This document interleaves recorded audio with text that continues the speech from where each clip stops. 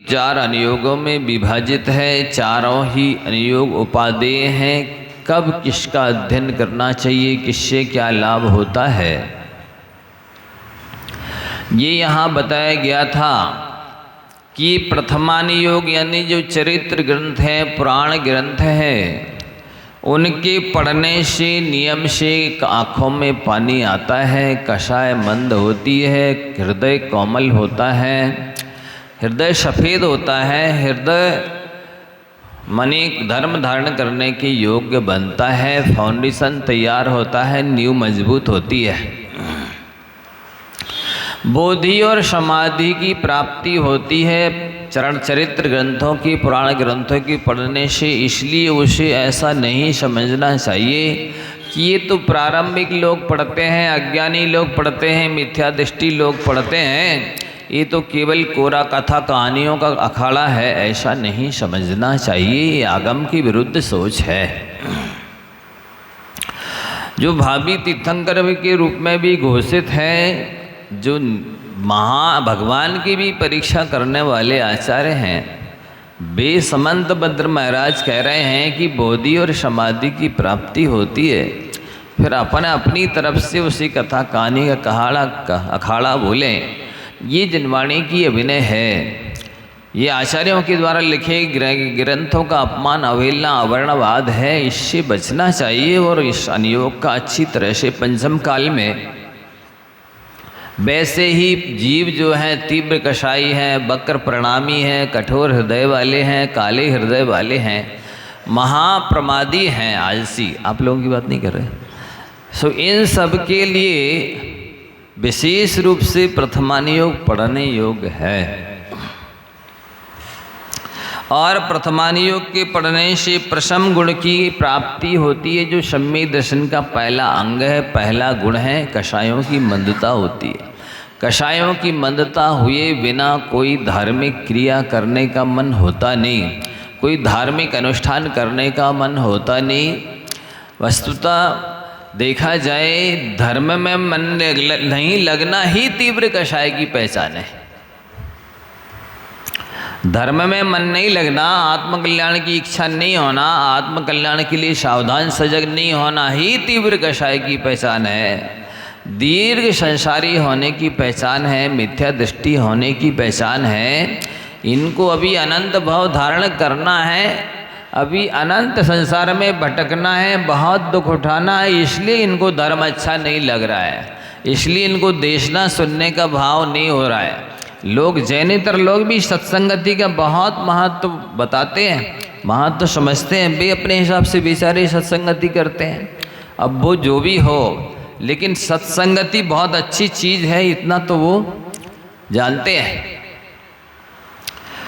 तो जो कहते ना, होनहार अच्छी ना हो तो अच्छे भाव नहीं होते, ये पक्का नियम है। यदि होनहार आपकी अच्छी होगी तो अच्छे भाव होंगे, अन्यथा विषय कषाय करने के भाव होंगे, संसार में रमने की जमने के भाव होंगे, उल्टे सीधे आरंभ परिग्रह करने में तो खूब मन लगेगा, लेकिन धार्मिक अनुष्ठानों को करने की इच्छा नहीं होगी।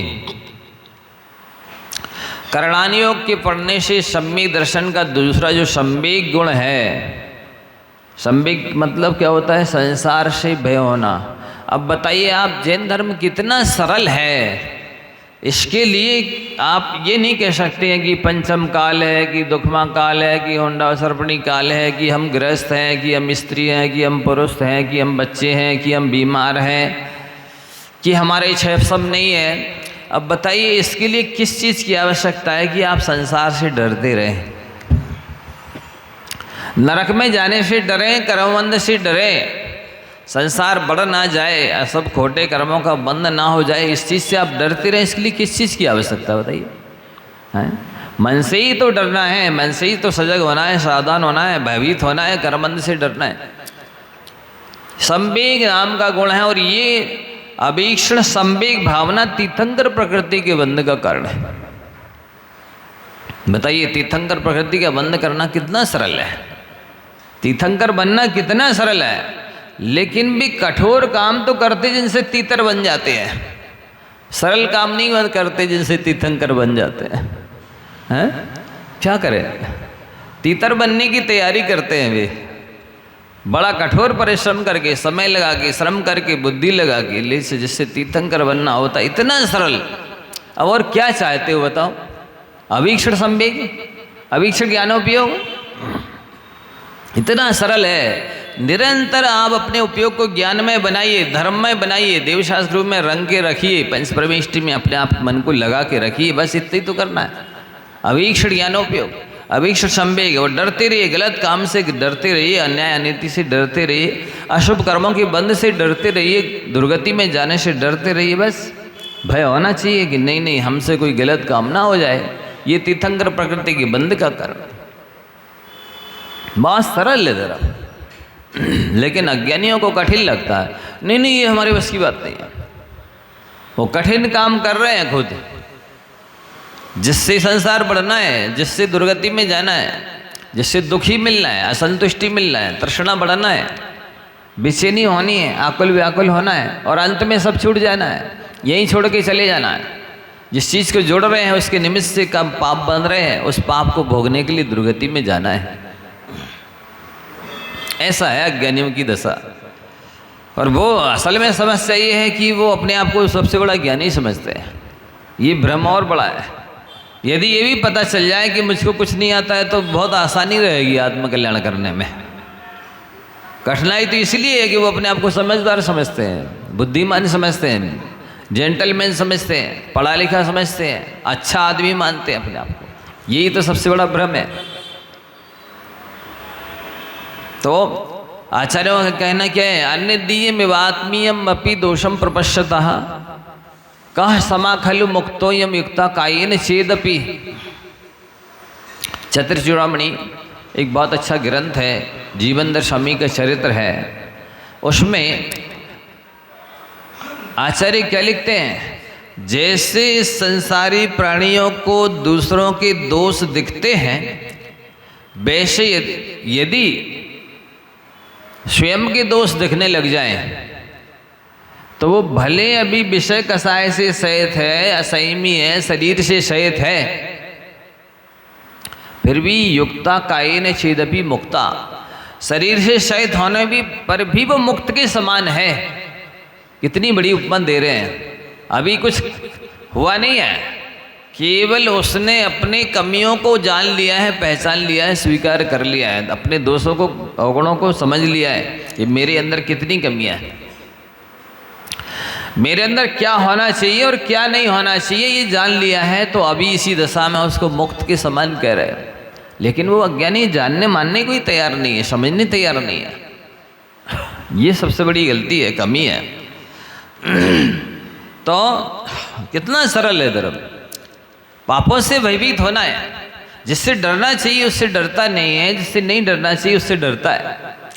महाराज जी डर लगता आपका? अरे हमारे पास क्या है भैया, पीछे है हमारे पास सुरक्षा करने के लिए, कौन सा अस्त्र शस्त्र तोप लिए हम जो आपको डर लगता है?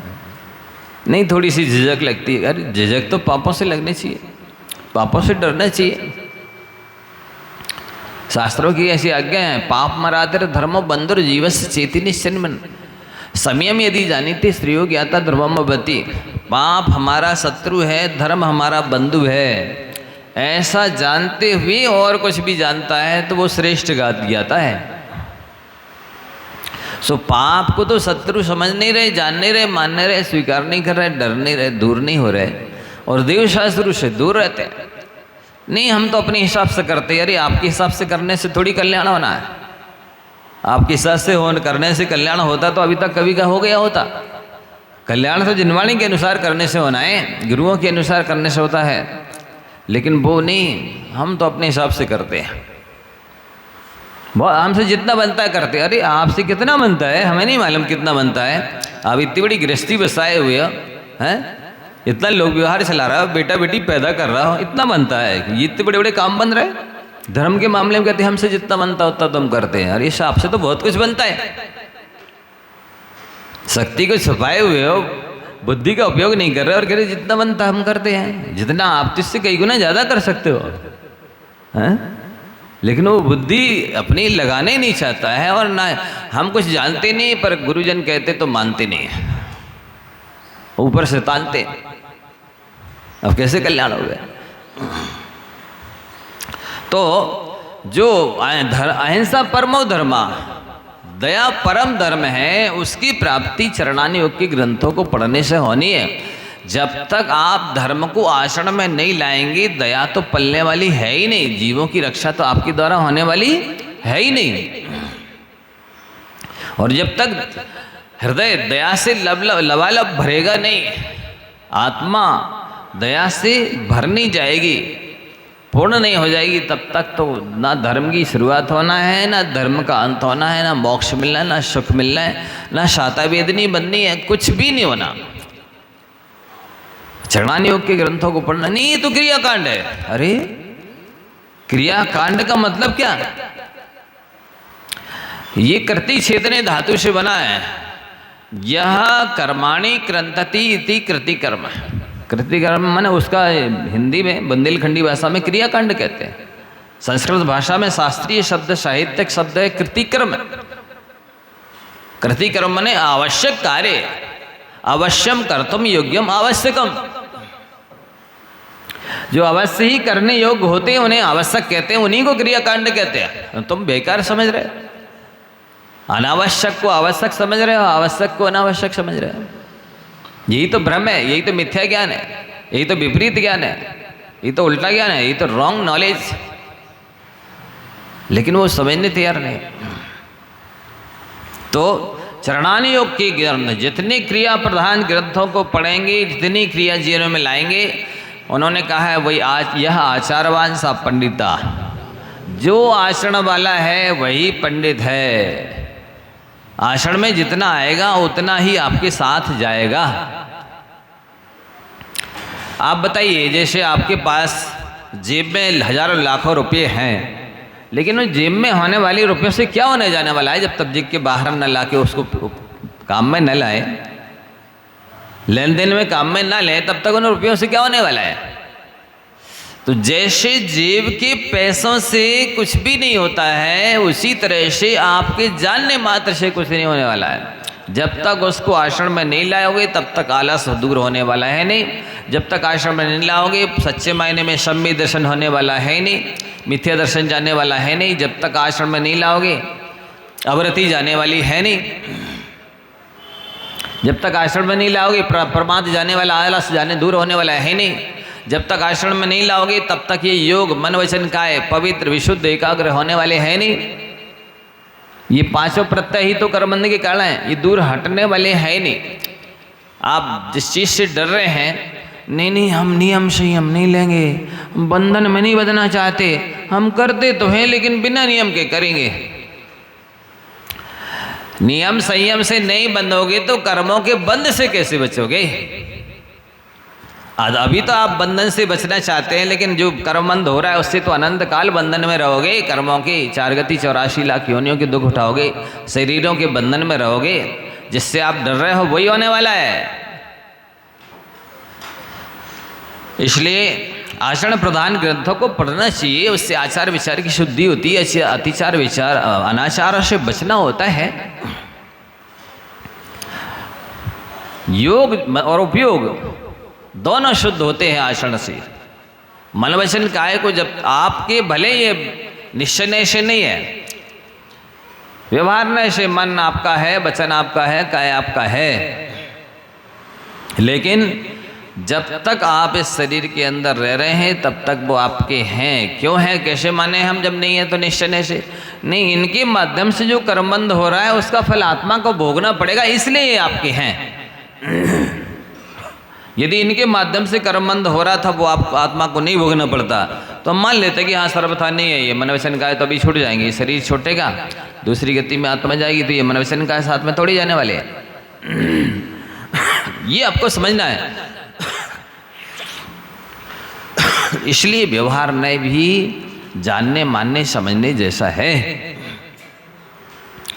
तो ये कह रहे हैं, और द्रव्यानियोग, जिससे ये डरते हैं, अरे ये द्रव्य गुण पर्याय की चर्चा तो पंडितों के काम की है, विद्वानों की, अपन को क्या लेना देना इससे, ये तो शास्त्रों की बातें हैं। इनको जाने माने श्रद्धा किए बिना आस्तिक के हो नहीं सकते, तुम नास्तिक ही बने रहोगे। सच्चा आस्तिक तो वही होता है जो द्रव्यानुयोग को भी पढ़ता सुनता है, श्रद्धावान, सम्यक दृष्टि। तो ये चारों के अनुयोग उपकारी हैं, और साथ ही इन चारों अनुयोग के पढ़ने से क्रमशः प्रथमानुयोग के पढ़ने से जैसे अपन को प्रशम गुण की प्राप्ति हो रही है। प्रशम गुण माने मन वचन का ऐसे शांत होता है, कषाएं डाउन होती है, मंद होती है। शांत बनना संत बनने से भी ज़्यादा कठिन है बंधुओं। संत नहीं बन पा रहे तो शांत तो हो जाओ। पंचम काल में संतों की सेवा करना भी शांत बहुत बड़ी बात है। इतना द्रव्य क्षेत्र काल भाव प्रतिकूल है, हीन संगन है, उनके धर्मदान की अनुकूलता बनाए रखना। ये भी जब आचार्य महाराज बोलते हैं मंदिर में झाड़ू लगाना भी पिच्छी लगाने से कम नहीं है, क्या बोलते? मंदिर में झाड़ू लगाना भी पिच्छी लगाने से कम नहीं है, तो फिर साधु की सेवा करना भी साधु बनने से कम नहीं है। आपके भी चार कर्मणि कर्म का क्षय सम होगा, उनके भी होगा, तो आप भी जल्दी से जल्दी उनके साथ ही मोक्ष जाएंगे, सहयोग देंगे, सेवा करेंगे, भैयावृत्ति करेंगे। तो लेकिन वो उसको करना नहीं चाहते। नहीं दूर रहना, महाराज जी से के पास नहीं जाना, कोई नियम ना दे दे। क्यों डरता है? नियम ना दे। नियम से जितना डरता है उतना तो वो काले नांग से भी नहीं डरता। नियम से जितना वो डरता है उतना तो वो नरक जाने से नहीं डरता है।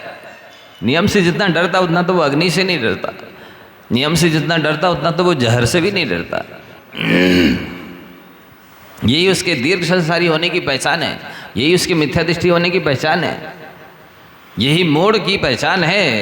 इसलिए प्रथमानुयोग के पढ़ने से प्रशम गुण प्राप्त हो जाए, आप शांत हो जाए, बहुत बड़ी बात है। वृद्धावस्था में जब खून नहीं रहता शरीर में, हाथ पांव ढीले हो जाते हैं, तब तो दुनिया कोने में टिक जाती है। इसमें कौन सी बड़ी बात है? जब जवानी हो, शरीर गर्म हो, कुछ करने की सामर्थ्य हो, उस समय शांत बनो, तब तो प्रशंसनीय है। नहीं हम तो अभी तो खेलने खाने के दिन हैं, अभी तो घूमने फिरने के दिन हैं। अच्छा, आम चूस कट के गुठली का दान करोगे?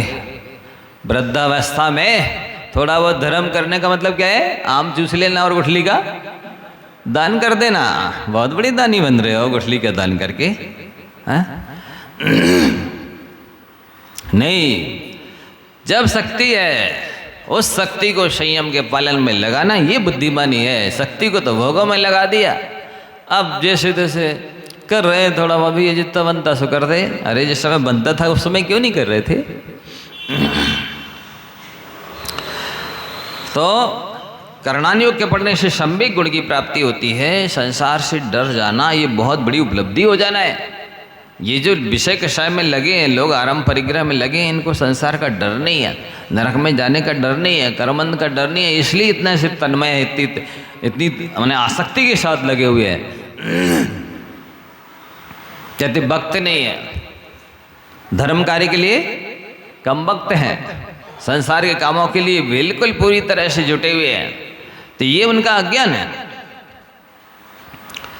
तो चार गुण हैं सम्यक दर्शन के, जो चारों अनुयोगों की प्राप्ति से बताए हैं। प्रथमानुयोग के पढ़ने से प्रशम, कर्णानुयोग के पढ़ने से संवेग, चरणानुयोग के पढ़ने से अनुकंपा और द्रव्यानुयोग के पढ़ने से आस्तिक के गुण की प्राप्ति होती है।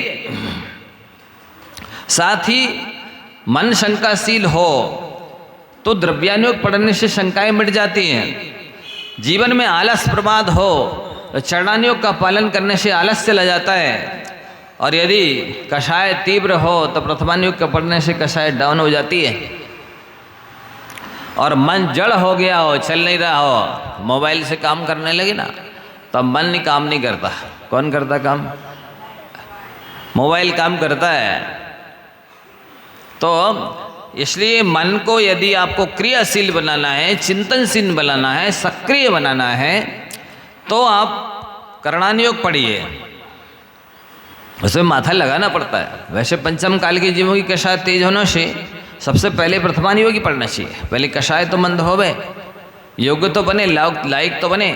भूमि यदि उर्वरा हो फिर भी यदि उसको उपजाऊ होने के बाद भी जोतना बखरना ना हो तो फसल अच्छी नहीं होती है। तो यहाँ पर ये बताया जा रहा है, जैसे आपको कल या परसों बताया था कि 4 काम बहुत कठिन है। 4 काम बहुत कठिन है। कौन कौन से हैं 4 काम? सबसे पहले तो व्रतों में ब्रह्मचर्य व्रत का पालना कठिन है, सो इसको पाल के बताओ। दूसरी बात, मन वचन काया में, ये तीनों में मन को पवित्र विशुद्ध एकाग्र करना कठिन है, इसको पवित्र विशुद्ध एकाग्र करके बताओ। तीसरी बात, इंद्रियों में रसना इंद्री को जीतना कठिन है। बोलने में लगाम लगाना, अनुशासन रखना, कंट्रोल रखना, और खाने में अनुशासन रखना, संयम रखना, ये दोनों ही कठिन काम है। इसको करके दिखाना चाहिए। और चौथी बात, अखाड़म ऋषि कम्माणम, कर्मों में मोहिनी कर्म है जो चक्रवर्ती के समान है। पहले गुणस्थान से 10वें गुणस्थान तक तो इसको ही नष्ट करने में लग जाता है। साधु की सबसे ज़्यादा साधना एनर्जी लगती है यदि किसी चीज़ में, तो वो मोहिनी कर्म को नष्ट करने में लगती है। उसके लिए सब घुटने टेक देते हैं। साधु बन जाने के बाद भी को घर परिवार का राग रहा है तो साधु बनने से कल्याण नहीं होने वाला। ध्यान रखें, सबसे महत्वपूर्ण चीज क्या है? कोई भेष कल्याणकारी नहीं है, कोई भी काम प्रशंसनीय नहीं है। प्रशंसनीय क्या है? प्रशंसकों से निज को ना आको। कोई प्रशंसा करता है तो निज को ना आको, स्वयं में एक बार झाको। लिबास कोई न सुखी बनाता, कमी स्वयं की यदि न हटाता। यदि अपने अंदर की कमियों को, खोटों को, दोषों को, अवगुणों को, असंयम को नहीं निकालोगे तो कोई भी भेष सुखी बनाने में समर्थ नहीं है। तो स्वाध्याय करने से सबसे बड़ी उपलब्धि ये होती है, जो सबसे कठिन काम है मन को पवित्र करना, विशुद्ध करना, एकाग्र करना, वो पवित्र भी हो जाता है स्वाध्याय करते समय, सुनते समय विशुद्ध भी हो जाता है, एकाग्र भी हो जाता है। जो पापों को छोड़ना कठिन है वो स्वाध्याय करते समय सारे हिंसा, झूठ, चोरी, कुशील, परिग्रह, पाप छूट जाते हैं। जो कषायों को डाउन करना कठिन है वो स्वाध्याय करते सुनते समय सारी कषाएं मंद हो जाती है। जो पंचेंद्र के विषयों को छोड़ना कठिन है वो स्वाध्याय करते सुनते समय सारे विषय छूट जाते हैं। और सबसे बड़ी उपलब्धि है कि असंख्यात गुणी पाप कर्म की निजरा होती है। सबसे बड़ा जो अभिशाप अज्ञान है वो दूर होता है। तो स्वाध्याय से प्रज्ञा की वृद्धि होती है, क्षमता की वृद्धि होती है। और सबसे बड़ी कमी संसार प्राणियों की क्या है आपको मालूम है? ये स्वार्थी हैं। संसारी प्राणी कैसे हैं? स्वार्थी हैं। इनकी परार्थी परोपकारी वृत्ति बन जाए ये बहुत बड़ी बात है। वैसे ये 2 अर्थों में आता है। आदहिदम कादब्बम जम सक्कई तम परमपी कादब्बम। आदहिद पर हिदादो आदहिदम सुट्ठू कादब्बम। कार्तिकेय अनुप्रेक्षा में कार्तिकेय आचार्य महाराज क्या बोलते हैं? आत्महित करना चाहिए। आदहिदम कादब्बम जम सक्कई, जितना बने, तम परमपी कादब्बम, उतना परोपकार भी करना चाहिए। परोपकार करने का निषेध नहीं है। आत्महित और परोपकार दोनों करना, स्वपर कल्याण जैसे कहते हैं ना। लेकिन आदहित पर हिदादो, अपने और दूसरे इन दोनों में से अपना पहले और अच्छा हित करना चाहिए। तो यहाँ अभिप्राय स्वार्थ सिद्धि से नहीं है, आत्म सिद्धि से है। यहाँ पर जैसा मेरा पेट हाउ मैंने देहो कहू, ये वाला स्वार्थ नहीं है यहाँ पर कि हमने तो अपना पेट भर लिया, हमको क्या लेने देना। नहीं, यहाँ आत्महित से तात्पर्य है कि जितना बने आप आत्महित करें और जितना बने परोपकार करें, पर दोनों में अपना आत्महित पहले करें और अच्छा करें। तो ये महत्वपूर्ण माना जाता है। जैसे एक बार अकबर ने बीरबल से कहा, पहले सभा से पूछा, सभासदों ये बताओ कि यदि तुम्हारी दाढ़ी में आग लग जाए और मेरी दाढ़ी में आग लग जाए तो तुम क्या करोगे? तो कई वो लोग थे भोले डरपोक, बोले हुजूर आपकी दाढ़ी की आग बुझाएंगे, आप प्रजा पालें। यथा राजा ही नहीं होगा तो प्रजा का क्या होगा? सो अपने हिसाब से उन्होंने उत्तर दिया। किसी ने कहा कि हुजूर हम अपनी दाढ़ी बुझाएंगे, हम ही मर जाएंगे तो आपकी कहाँ रक्षा कर पाएंगे, आप लोग क्या करेंगे? बोलो, दो लोगों की आग में दाढ़ी में आग लगी है तो किसको बुझाओगे? हैं? अपनी। देखो आप लोगों के तात्पर्य बोलो, अपनी। देखो प्राय लोग कह रहे हम अपनी दाढ़ी की आग पहले बुझाएंगे। अब बीरबल की सुनो उन्होंने क्या कहा। बीरबल बोले हुजूर एक हाथ से हम अपनी बुझाएंगे, एक हाथ से आपकी बुझा देंगे। समझ रहे ना, ये बुद्धिमानी है। अपनी रक्षा के साथ साथ दूसरे की भी रक्षा करनी चाहिए। इसी तरह से आत्महित के साथ साथ परहित भी करना चाहिए, लेकिन दोनों में अपना पहले और अच्छा करना चाहिए। तो ये जो संसारी प्राणी की वृत्ति स्वार्थ वृत्ति है, वो स्वार्थी वृत्ति खत्म होती है स्वाध्याय करने से। स्वाध्याय करने से परोपकार की प्रेरणा मिलती है। ये शास्त्रों में लिखा है, आप एक एक शब्द ध्यान से सुने, मनोरंजन नहीं किया जा रहा है, टाइम पास मूंगफली नहीं है। एक एक शब्द प्राचीन ऋषि मुनियों का अनुभूत सूत्र दे रहे हैं। परोपकार की वेदी पर चढ़ाया गया फल कभी निष्फल नहीं जाता। क्या कहा? परोपकार की वेदी पर चढ़ाया गया फल कभी निष्फल नहीं जाता है, व्यर्थ नहीं जाता है। परोपकार का फल तो नियम से मिलता ही है, एक बात। और दूसरी बात, परोपकार में सोपकार होता ही है। जो परोपकार करेगा तो उसका भला तो होगा ही, लेकिन परोपकार करने से जो पुण्य बंद होगा उससे स्वयं का भला होगा। तो परोपकार करना व्यर्थ नहीं है, ये स्वार्थ की भावना का त्याग स्वाध्याय करने से होगा। कितने लाभ हुए स्वाध्याय करने से? एक तो जो कठिन काम था मन को एकाग्र करना, पवित्र करना, विशुद्ध करना, वह हुआ। दूसरी बात, जो विषयों को छोड़ना, पंचेंद्रिय के विषयों को छोड़ना कठिन था, वो स्वाध्याय करने से छूट गया। करते समय भी छूट गया और कर लेंगे तो आगे के लिए भी छूट जाएंगे। तीसरी बात, जो पापों से बचना कठिन था, वो स्वाध्याय करते समय सारे पाप छूट गए। चौथी बात, जो कषाय, इतना तक लिखा है शास्त्रों में कि कदाचित पैदल चलना सरल है, नंगे पैर चलना सरल है। एक बार भोजन करना सरल है, ये बालों को उखाड़ना भी सरल है। भूख प्यास ठंडी गर्मी सहन करना सरल है, लेकिन कषायों को डाउन करना कठिन है। क्रोध मान माया लोभ को दबाना कठिन है, नष्ट करना कठिन है। सो बेकसाएं भी स्वाध्याय करते सुनते समय भी डाउन रहती हैं, और कर सुन लेते स्वाध्याय तो आगे के लिए भी डाउन हो जाती है। ऐसा है। तो आगे बोलते हैं, ये विद्या ऐसी है कि जैसे धन को आप कमाएंगे तो वो तो कमला चलत ना पैड़ जाए। क्या कहा उसके बारे में? लक्ष्मी व्यक्ति के साथ एक पैड़ एक कदम भी नहीं जाती है, मरघट तक परिवार और अपने अपने सुख को रोवे पिता पुत्र द्वारा।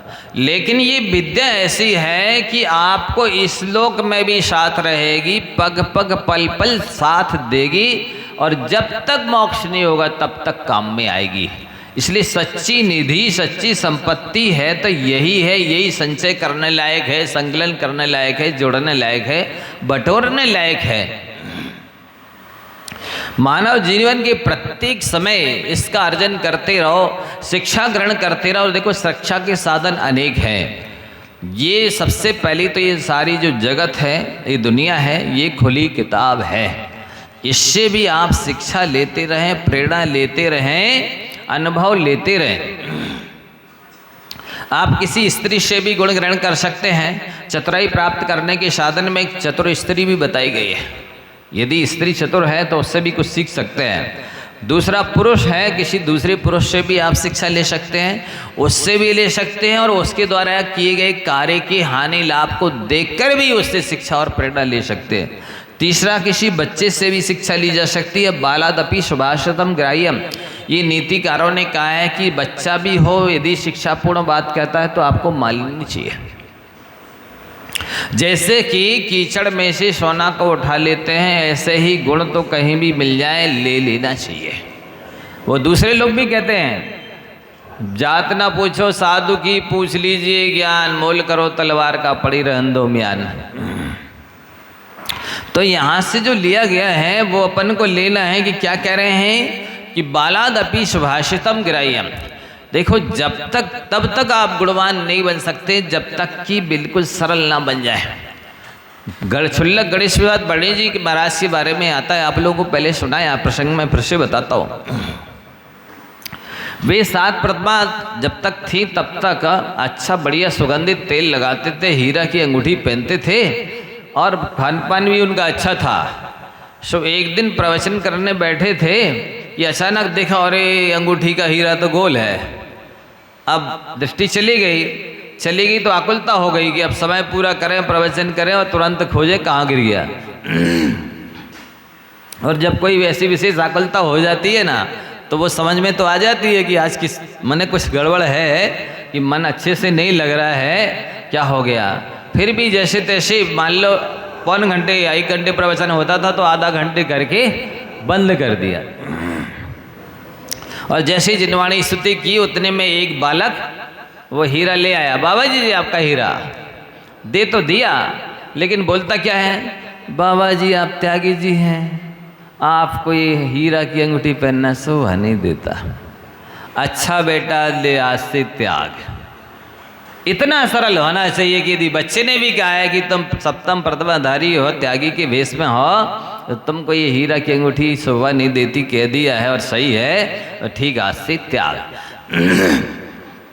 ये सरलता कहलाती है। यहाँ तो गुरुजन कह रहे फिर भी नहीं मान रहे, वहाँ तो बच्चे ने कहा था फिर भी त्याग कर दिया, मान ली बात।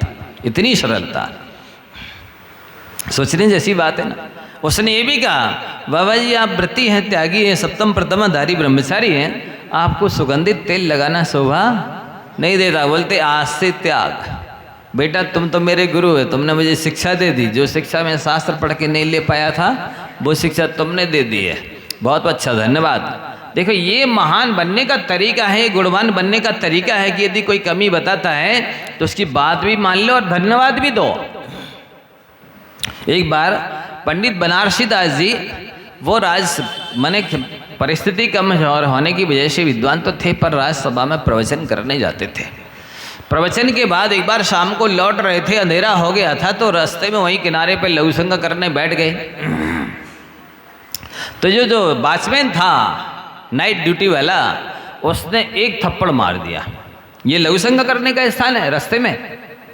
दूसरे दिन पंडित जी जब स्वाध्याय करने गए तो उन्होंने उस नौकर की, वॉचमैन की शिकायत नहीं की, बल्कि प्रशंसा की कि ये आपका कर्मचारी बहुत ईमानदार है, इसकी तनख्वाहें बढ़ाई जानी चाहिए। समझ रहे आप? ये होता है सच्चा न्याय नीति कि नहीं, यदि मुझे भी मारा या मैंने भी गलती की है तो भी उसको धन्यवाद देना चाहिए, उसकी तनख्वाह बढ़वाना चाहिए, उसकी प्रशंसा की जानी चाहिए। इतनी सरलता हो, इतना न्यायनिष्ठ होना चाहिए व्यक्ति को, इतना सत्य प्रिय होना चाहिए, तो वो धर्मात्मा बनता है, उसके गुणों की वृद्धि होती है, उसके आचरण की शुद्धि होती है। ऐसा नहीं कि हमने गलती की है तो वो उस गलती भी सही है, इसलिए उसको दंड मिलना चाहिए, हम उसको शिकायत करेंगे।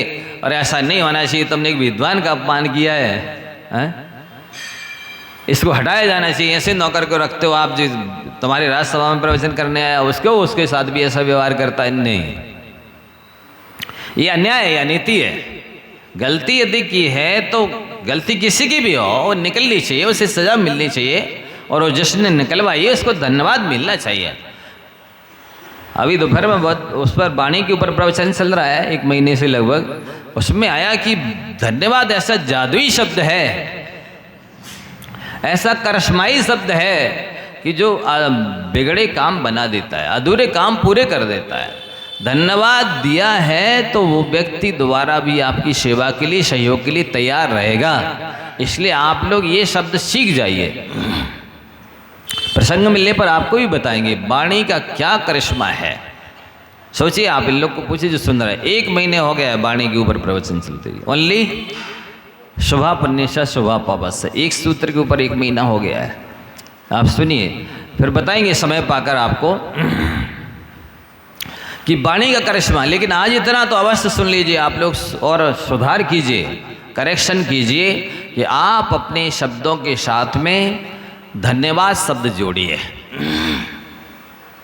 भले कोई छोटे से छोटा सहयोग करे, आपका छोटे से छोटे काम में आए, उपकार करे, प्रत्यक्ष में परोक्ष में, मन से वचन से काय से धन से किसी भी रूप में सहयोग किया है तो आप उसको धन्यवाद अवश्य दीजिए। धन्यवाद देंगे, आपके व्यक्तित्व में 4 चांद लग जाएंगे। आपका व्यक्तित्व लोकप्रिय बनेगा, आकर्षक बनेगा, आपकी मित्र मंडली बढ़ेगी, आपका उपकार सहयोग करने वाले लोग बढ़ेंगे।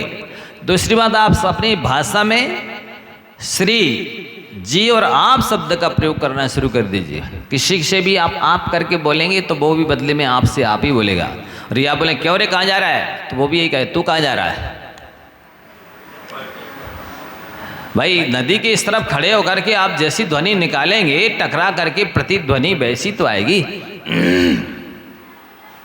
तो आप शब्द का प्रयोग करिए, क्यों रे तू इत्यादि शब्द तो मर जाने पर भी नहीं बोलना चाहिए, ऐसी शास्त्रों की आज्ञा।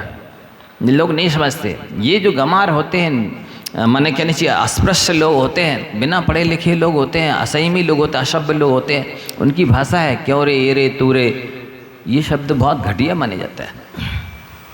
आचार्य शांति सागर जी महाराज जी तो बच्चे से भी आप करके बोलते थे। वो बच्चा बोलता आचार्य भगवान आप इतने महान हैं, मुझसे आप करके बोलते। बोले हमें तो आपके अंदर भी भगवान आत्मा दिख रही है। इतने महान, इतने बड़े बड़े धुरंधर तपस्वी आचार्य वो छोटे से बच्चे से आप करके बोलते हैं। आप तो अपनी बराबरी वाले से क्यों रे, क्या हाल है, कहाँ जा रहा है, क्या कर रहा है, इत्यादि बोलते हैं। तो वो भी आपकी कीमत इतनी आंकता है, आपकी वैल्यू ज़्यादा नहीं आंकता है कि आप बहुत बहुत महान हैं क्योंकि मेरे से आप क्यों रे कह के बोल रहे हैं, इसलिए आप बड़े हो गए और मैं छोटा हो गया, ऐसा नहीं है। तो आप लगा कर बोलिए, और किसी के भी नाम के आगे जी लगा कर बोलना चाहिए। आजकल लोग तो साधुओं के नाम के आगे भी नहीं लगाते जी। क्यों, किसके आहार भाई, योग सागर के, तुम्हारा मोड़ा आएगा। पूज्य योग सागर जी महाराज कैसे नहीं बोल सकते थे, कोई भी महाराज के नाम आहार हुए उन महाराज के आगे जी नहीं बोलना चाहिए था, पूज्य नहीं लगाना चाहिए था। ऐसे ही ना श्री लगाया, ना जी लगाना, आप लगाया, ऐसे ही नाम बोल दिया मोड़ा की तरह। यह अभिनय नहीं है, यह सभ्यता नहीं है। जी लगाना छोड़ दिए लोगों ने, हैं समय सागर जी नहीं, जी और पूज्य नहीं लगाएंगे, श्री नहीं लगाएंगे, आप नहीं लगाएंगे, जी नहीं लगाएंगे, तो आपका घटिया व्यक्तित्व रहेगा। सीखना चाहिए चीज़, कोई भी हो जी लगाइए, उसका भी सम्मान बढ़ता है, आपका भी सम्मान बढ़ता है। श्री लगाइए, वो भी विशिष्ट व्यक्ति है तो आप भी विशिष्ट व्यक्ति है।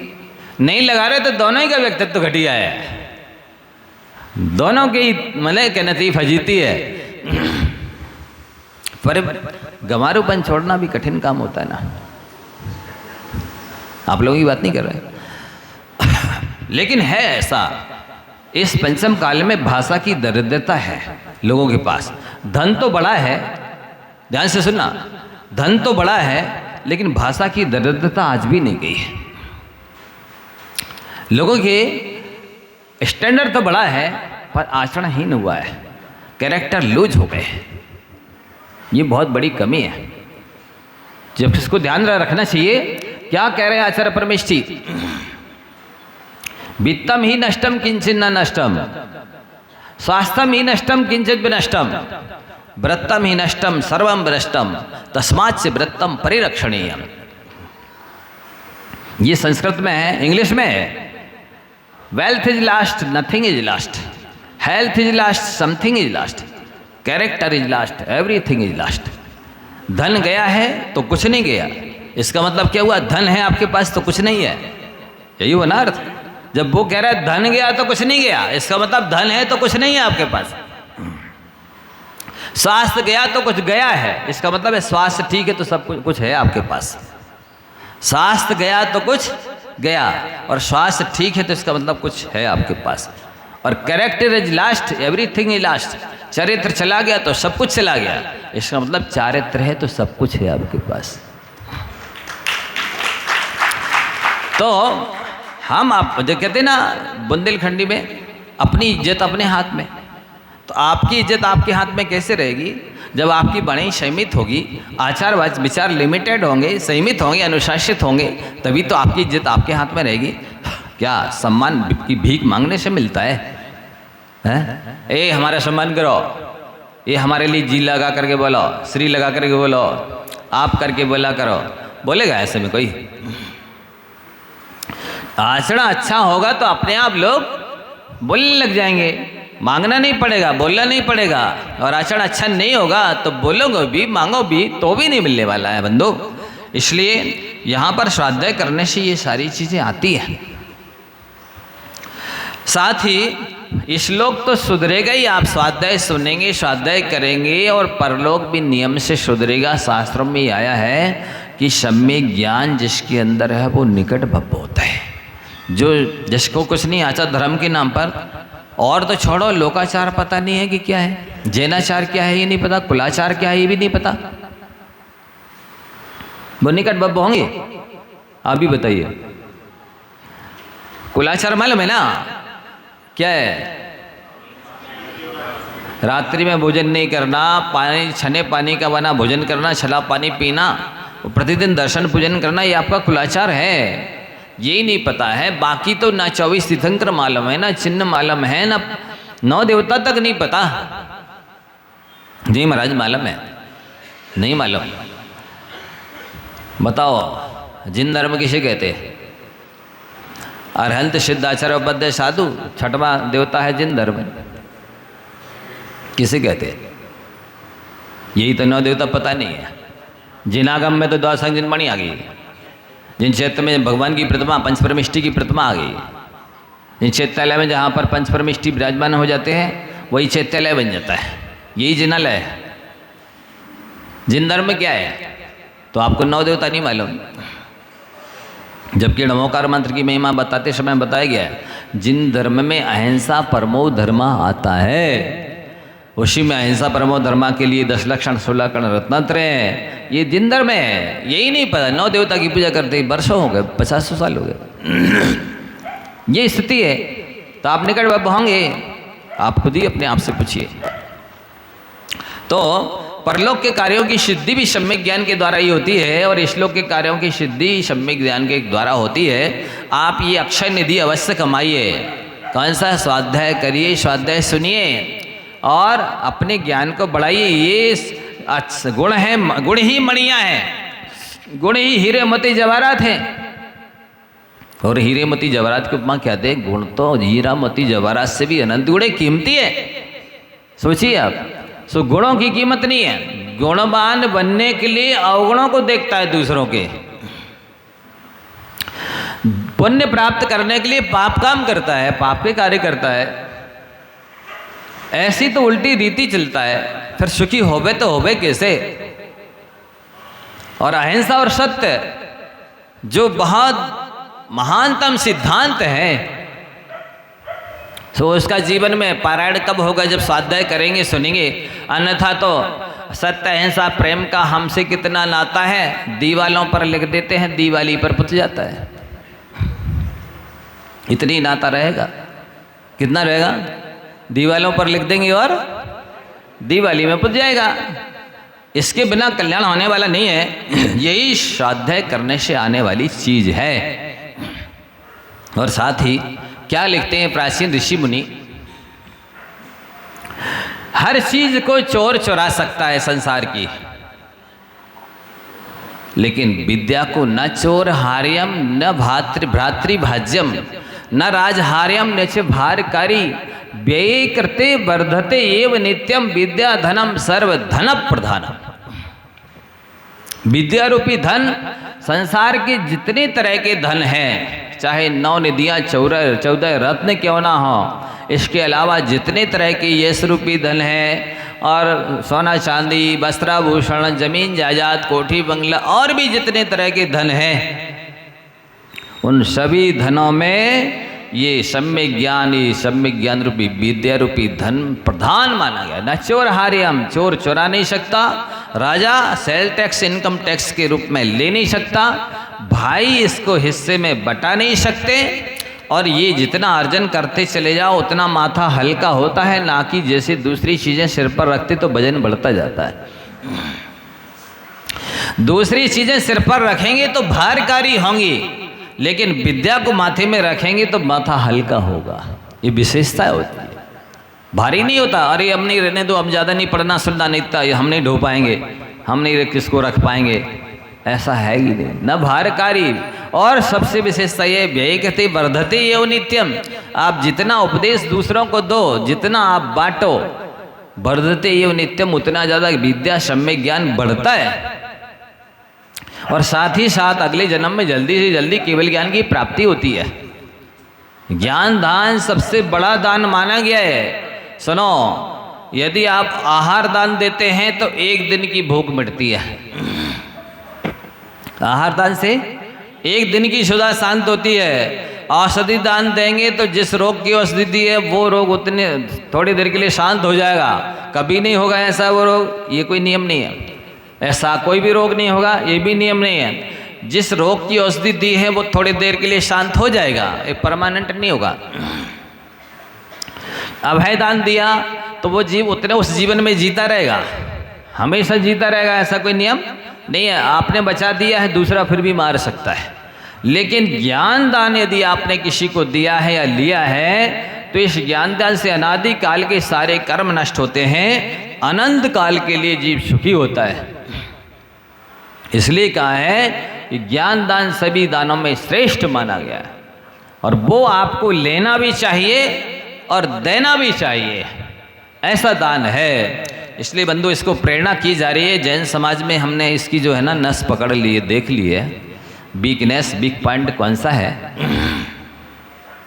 आप सब लोगों की कमजोरी कहाँ है, क्यों आप इतने सांसारिक कार्यों में उलझे हैं, क्यों इतने आप आकुल व्याकुल हैं, बेचैन हैं, आतर उधर ध्यान कर रहे हैं, दुखी हैं, क्यों हैं? उस सब की वजह है सम्यक ज्ञान की कमी, स्वाध्याय की कमी, ये प्रवचन नहीं सुनना, इसके लिए समय नहीं निकालना, इसकी वजह से आप उलझे रहते हैं और दुखी भी रहते हैं। सब कुछ होते हुए भी दुखी हैं। बताइए क्या कमी है?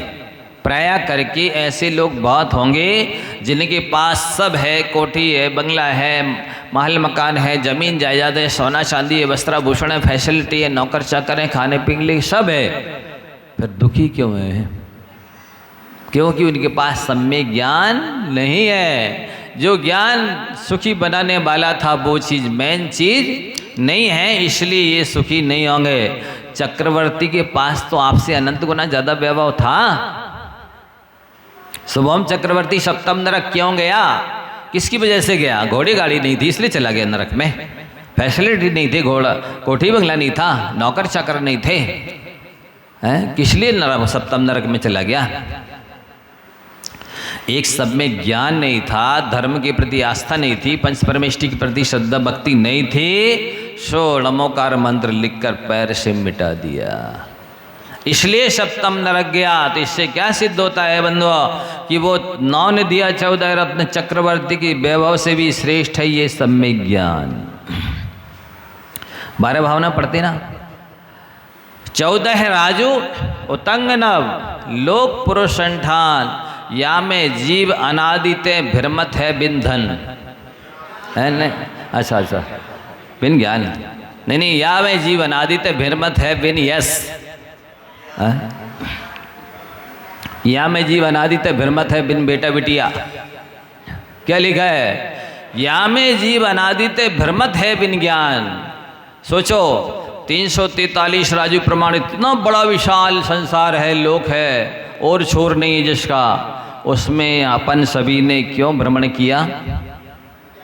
4 गति 84 लाख योनियों में जन्म मरण किया, दुख उठाया, वो ज्ञान के अभाव में, ओनली मात्र एक ज्ञान के अभाव में। एक भावना में लिखा देखो, एक नहीं 12 भावना होती, उसमें 3-3 भावनाओं में ज्ञान की कमी की अभिव्यक्ति की है। ज्ञान दीप तप तेल भर शोधे ब्रह्म छोर, या विधि बिन निकसे नहीं बैठे पूरब चोर। ज्ञान को दीपक बनाइए। दूसरे के दीपक से अनेक तरह के दीपक चल गए ना, हीरा मोती जवाहरात के भी दीपक होते हैं, रत्नों का प्रकाश, और भी लाइट की से भी दीपक चलने लगे। आजकल लोग बोलते हैं घी का दीपक जलाने से हिंसा होती है, तो वो लाइट का दीपक जलने लगे। लाइट पता नहीं कैसे जलता है वो लाइट के दीपक, और लाइट भी तो हिंसा से ही बनती है। तो ज्ञान दीप, ज्ञान को दीपक बनाइए। ज्ञान दीप तप तेल, तपस्या का तेल भरो। बिना तपस्या किए तपस्या रूपी तिल भरे ये दीपक जलने वाला नहीं है। ज्ञान रूपी दीपक तो है, लेकिन तपस्या रूपी तेल तो भरना ही पड़ेगा। तप तेल भर शोधे, घर शोधे ब्रह्म छोर। इस घर को, आत्मा रूपी घर को शोधना है।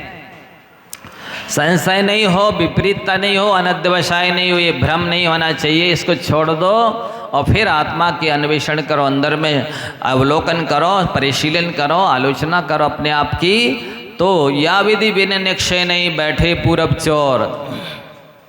इस विधि, इस प्रोसेस, इस प्रक्रिया, इस फार्मूला के बिना आत्मा में बंधे जो कर्म है, बैठे जो कर्म रूपी चोर हैं, वो निकलने वाले नहीं है। दूसरी भावना में ज्ञान को महत्व दिया। अब तीसरी भावना देखिए क्या कह रहे हैं। धन कन कंचन राज सुख, सबहि सुलभ कर जान। दुर्लभ है संसार में एक यथार्थ यश। यथार्थ फैसिलिटी क्या लिखा बोलो? यथार्थ ज्ञान। किसे सुलभ बता रहे हैं? जिसके पीछे सारी दुनिया पड़ी है। धन, धन से क्या लेना? चक्रवर्ती की 3.5 करोड़ गैया ले लो, 18 करोड़ घोड़े ले लो, 84 लाख हाथी ले लो, 18 करोड़ रथ ले लो, ये सब धन ले लो। कन से क्या लेना? अनाज। कितनी खेती? 6 खंड की भूमि की खेती। ये सुलभ बता रहे हैं। धन कन, कंचन यानी सोना, सोना में ले लो, 9 निधियाँ ले लो। धन कन कंचन राज सुख में 14 रतन ले लो। इन सबको वो कह रहा है सुलभ है। जिसके पीछे दुनिया भाग रही, दौड़ रही ना, खाने के लिए भी समय नहीं है, पीने के लिए, उठने बैठने के लिए, सत्संग आदि किसी चीज़ के लिए समय नहीं है, जिसके पीछे पड़ रहा है उसके लिए कह रहे सबई सुलभ कर जान। दुर्लभ क्या है? बड़ी कठिनाई से प्राप्त करने योग, बड़ी कठिनाई से मिलने योग, बड़ी कठिनाई से आत्मसात करने योग क्या है? एक यथार्थ ज्ञान, मतलब सब में ज्ञान, अहिंसा और अनेकांत से युक्त जो ज्ञान है वो बहुत दुर्लभ है। ये जो आपको मिल रहा है अतीब दुर्लभ है। आप भाग्यशाली है, बहुत पुण्यात्मा है, सातिशय पुण्य, आपके पुण्यानुबंधी पुण्य है, यथार्थ पुण्य, मोक्ष मार्ग में चलाने वाली पुण्य का उदय जो आपका चल रहा है, जो ऐसी देशना आपको मिल रही है। दुर्लभ है संसार में एक यथार्थ ज्ञान। 3 भावनाओं में ज्ञान की महिमा बताई है, ज्ञान का महत्व बताया, आपको समझना चाहिए। इसके लिए आप जितना प्रयत्न करें, कितना कोटि उपाय बनाए भव्य ताको उरानो। करोड़ों तो साधन अपनाओ कि ऐसा ज्ञान मिलता रहे, और करोड़ों दूसरे काम छोड़ करके इसको लेने के लिए आओ। ऐसे आचार्यों की आज्ञा है। करोड़ों उपाय अपनाने, 1-2 नहीं। लोग तो एक भी साधन नहीं अपना पा रहे, लोग तो एक काम नहीं छोड़ पा रहे। नहीं, वो दूध लेने जाना पड़ता है इसलिए प्रवचन में नहीं आ पा रहे। कहीं जाना पड़ता है, कोई ना कुछ बहाना बना देंगे, एक काम नहीं छोड़ पा रहे। आचार्य कह रहे हैं करोड़ों काम छोड़ो और करोड़ों उपाय अपनाओ, और ऐसे सम्य ज्ञान को प्राप्त करने के लिए पुरुषार्थ करो बंधुओं। ऐसी महत्वपूर्ण चीज है। बिना स्वाध्याय किए व्यक्ति नैतिक नहीं बन सकता। बिना स्वाध्याय किए व्यक्ति अन्याय अनीति नहीं छोड़ सकता है, और बिना स्वाध्याय किए आध्यात्मिक नहीं बन सकता है। आध्यात्मिक बने बिना आज तक किसी का कल्याण हुआ नहीं। आध्यात्मिक का मतलब होता है आत्म कल्याण की बात को सुनना। कहाँ तो आचार्य लिख रहे हैं कि तद ब्रूयात तत्परान प्रच्छेद तदिच्छेद तत्परो भवेत। एना विद्यामयम रूपम त्यक्त्वा विद्यामयम ब्रजेत। उसी को मुख से बोलो जिससे अनादिकालीन अज्ञान अंधकार दूर हो जाए। तद्ब्रूयात् तत्परान प्रच्छेद। उसी को दूसरे से चर्चा करो, प्रच्छना करो, जिससे अनादिकालीन अज्ञान दूर हो जाए। तदिच्छेद। उसी की इच्छा करो जिससे अनादिकालीन अज्ञान अंधकार दूर हो जाए। तत्परो भवेत। उसी के लिए पौरुष करो, पुरुषार्थ करो, उद्यम करो, उत्कंठित हो, तैयार रहो, जिससे अनादिकालीन अज्ञान अंधकार दूर हो जाए। ईना विद्यामयम रूपम। ये अविद्या माने अज्ञान, मिथ्यात्व अलग हो जाए। त्यक्त्वा विद्यामयम ब्रजेत। बंधु, ऐसी आचार्यों की आज्ञा है, भगवान की दिव्य ध्वनि है, ये देशना है, ये आदेश उपदेश निर्देश संकेत आशीर्वाद जो कुछ आप समझे, ये इसी से भला आपका होना है। इसको महत्व देवे। ये अक्षय निधि है, ये साथ में वाली जाने वाली चीज़ है, लेकिन कंडीशन है आप साधन को याद रखेंगे तो साध्य की प्राप्ति होगी। साधन क्या है? विणयण सुध मदीदम जैवी पमायण होई विशरिदम अबुठादि प्रभवे केवल दानम से मवहदी। विनय पूर्वक पढ़ी गई विद्या, सुने गए प्रवचन, यदि प्रमाद से आप भूल भी जाबें तो भी अगले जन्म में याद आ जाएगी, क्योंकि आपने विनय पूर्वक पढ़ा और सुना है। जैवी पमाणे होई विसर्जम। प्रमाद से विसर जाओ, भूल जाओ। अब बुट्ठादि प्रभव दूसरे भाव में याद आ जाएगी, समझ में आ जाएगी, श्रद्धान हो जाएगा, जीवन में उतर जाएगा और जल्दी केवल ज्ञान प्राप्त कराने में निमित्त बनेगा। जैसे अभी आप देशना सुन रहे हैं, इससे असंख्यात गुणी पाप की नजरा हो रही, पुण्य का बंध हो रहा है। ये एक तप हुआ, स्वाध्याय या परमम तपा।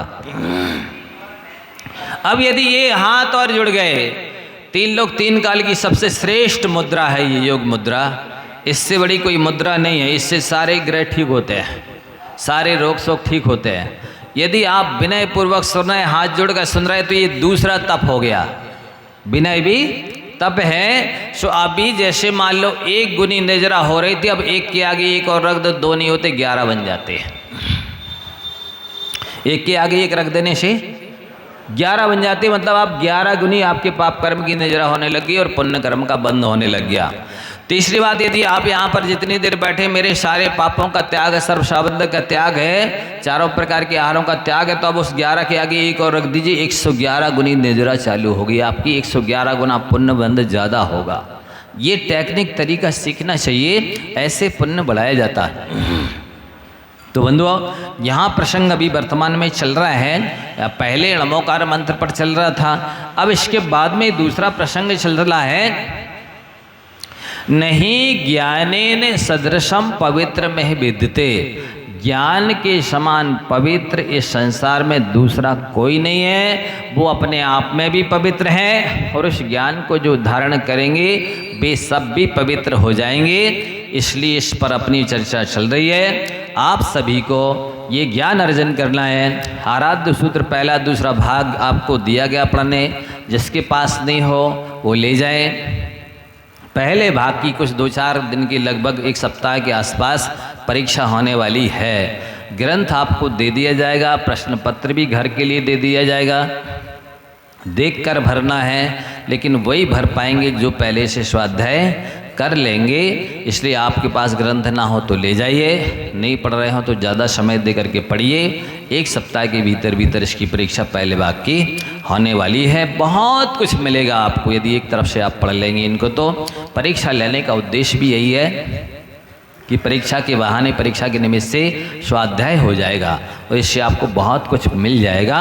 क्योंकि इसकी बात मेरे आदि आप चाहें कि 200 ग्रंथों में आप क्या पढ़ा महाराज जी आपने 35 साल में, तो मैंने जो 200 ग्रंथों में 35 साल में अध्ययन करके जो प्राप्त किया है वो यही प्राप्त किया है कि आप अपने जीवन में ज़्यादा से ज़्यादा स्वाध्याय करें, ज्ञान चरित्र उन्नति कर अपना मनुज जन्म फल सब पावे। तो आप अपने चरित्र की भी उन्नति करें, ज़्यादा से ज़्यादा प्रतिमा नियम संयम लें और स्वाध्याय करें। यही श्लोक में सुखी बनाएगा और अनंत काल के लिए सुखी बनाएगा। समय हो गया, चूँकि चेंज हो गया है समय का, 8 से 9 लगभग स्वाध्याय का टाइम है। पूज्य बड़े महाराज जी के क्लास का टाइम भी लगभग 6:15 से 7:15 तक है। आप सभी आकर के ऐसे ज्ञानी मुनिराजों का, वैरागी मुनिराजों का अनुभव लीजिए, ज्ञान लीजिए, जिनने 12-12, 14-14 घंटे स्वाध्याय किया है और 5-5, 6-6 विद्वानों से अनुभव प्राप्त किए हैं। आचार्य श्री का जो उन्होंने अनुभव सार प्राप्त किया है 57 साल का, और स्वयं भी 35 साल जो अध्ययन साधना करके सैकड़ों जगह जा कर के आप जैसी लाखों लोगों से मिलकर के जो ज्ञान और अनुभव प्राप्त किया है वो आपको मिलेगा। आप आकर के लाभ लेने की कोशिश करें, यही बुद्धिमानी है। हाँ महाराज जी, सबकी इच्छा है ये परीक्षा जून में निर्धारित कर दें आप। सुनो तो, वो दूसरे भाग की भी होनी है। हाँ तो अभी एक पहले भाग की तो होने दो। तो अभी पहले मई के अंत में तो इसको ले लें और जून के अंत में उसको ले लें। अच्छा, ऐसा? जरा हाँ, जरा तालियां बजाओ भाई, क्या बात है। और सबसे बड़ी बात ये है, आपको अच्छा। नकल परीक्षा करने का अवसर मिलेगा। अभी तक तो नकल, अच्छा, वो पंडित जी स्वाध्याय करा रहे हैं अब इस भाग का, इसलिए